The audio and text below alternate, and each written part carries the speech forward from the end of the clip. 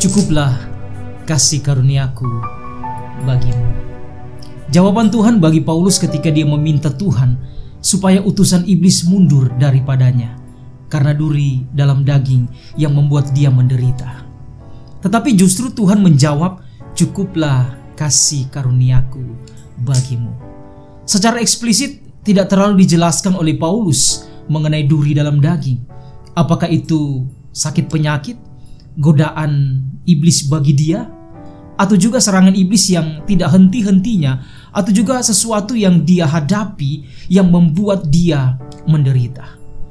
Tetapi yang menjadi poin yang mendasar adalah bagaimana Paulus meresponi dengan iman jawaban Tuhan, cukuplah kasih karuniaku bagimu. Tanggapan rohani yang Paulus nyatakan menjelaskan iman yang dewasa di dalam diri Paulus sendiri. Bagaimana Paulus mengerti dengan benar apa yang menjadi maksud Tuhan di dalam dirinya. Paulus memahami bahwa duri dalam daging membuat dia untuk tetap rendah hati, tidak meninggikan diri dan menjadi sombong atas pernyataan-pernyataan Paulus mengenai kemampuannya atas pengenalan akan Tuhan. Paulus tidak mempersalahkan dirinya. Paulus tidak mempersalahkan Tuhan karena doa yang dinaikkan tidak dijawab Tuhan, yaitu duri dalam daging lepas dari dirinya. Hal ini mengajarkan kita sebagai orang yang percaya, jangan kita memiliki iman yang buta, yang tidak mengerti dan memahami maksud Tuhan dan rencananya dalam hidup kita. Semua yang kita inginkan, semua yang kita doakan tidak harus berjalan menurut pemikiran dan kehendak kita. Dan selalu berpikir apa yang kita mau dan apa yang kita doakan itu pasti akan terjadi dan itu harus terjadi, dengan alasan bahwa kita adalah orang percaya, orang beriman dan punya kuasa. Semua doa harus berdasarkan kepada kehendak Tuhan dan bukan kehendak kita secara pribadi. Jika Tuhan tidak mengizinkan mungkin kita mengalami kesembuhan, maka jangan pernah menyalahkan diri sendiri. Jangan pernah menyalahkan Tuhan atau menyalahkan orang yang mendoakan kita atau menyalahkan orang yang kita doakan dan berkata engkau tidak punya iman karena itu engkau tidak mengalami kesembuhan. Tidak seperti itu. Sehingga kita merasa bahwa Tuhan tidak memperhatikan kita dan kita tetap di dalam penderitaan. Kita harus menyadari kemampuan kita dalam melayani bukan berdasarkan pada kesempurnaan di dalam diri kita, tetapi berdasarkan atas kelemahan kita, karena kuasa Allah bekerja dengan sempurna di dalam kelemahan kita dan bukan di dalam kesempurnaan kita.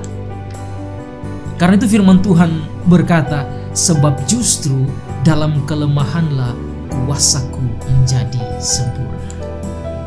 Apa yang menjadi kelemahan kita? Apa yang menjadi kekurangan kita?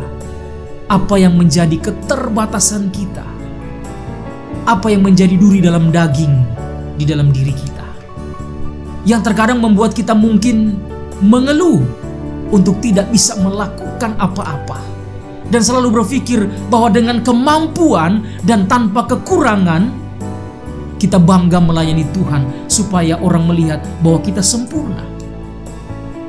Dan orang lain berpikir mungkin bahwa kita diberkati Tuhan, disertai Tuhan, karena kita tidak memiliki kekurangan, karena kita tidak memiliki kelemahan di dalam hidup kita. Dan apakah ketika kita mempunyai kelemahan, mempunyai kekurangan, dan itu berarti kita tidak diberkati Tuhan dan tidak disertai Tuhan karena kekurangan dan kelemahan dalam diri kita? Tetapi justru di dalam kelemahan dan di dalam kekurangan itulah kuasa Tuhan menjadi sempurna di dalam hidup kita. Jangan pernah menyerah, jangan pernah putus asa, dan jangan pernah merasa tidak sempurna karena kita memiliki kelemahan. Tetapi justru kita harus bermegah di dalam kelemahan itu, supaya Kristus turun menaungi kita. Sebab di saat kita lemah, di saat itulah kita kuat. Cukuplah kasih karuniaku bagimu. Cukup kasih karunia Tuhan bagi kita semua orang yang percaya kepada Tuhan. Kita bisa bernafas, kita bisa bekerja, kita bisa melayani, kita bisa melakukan aktivitas kita di dalam hidup kita. Kita bisa melewati persoalan, kita bisa melewati masalah, kita bisa melewati penderitaan. Semua oleh karena kasih karunia-Nya. Tuhan Yesus memberkati kita semua.